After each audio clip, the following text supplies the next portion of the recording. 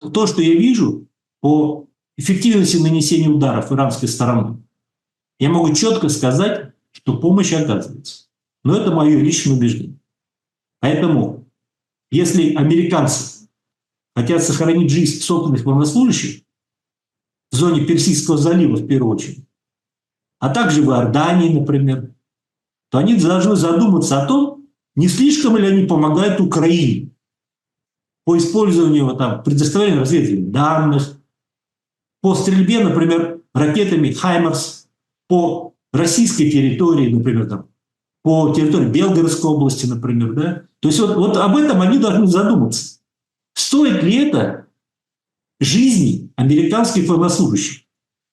И какое количество смертей они должны заплатить за то, что они помогают Украине? Вот я думаю, должны американцы понять стоимость вот этой помощи. Потому что администрация Трампа пытается представить, что это как бы все бесплатные завтраки. Никаких бесплатных завтраков не бывает. За поддержку Украины США несут реальный ущерб. И этот ущерб будет нарастать. В том числе он выражается в гибели и в ранениях американских военнослужащих.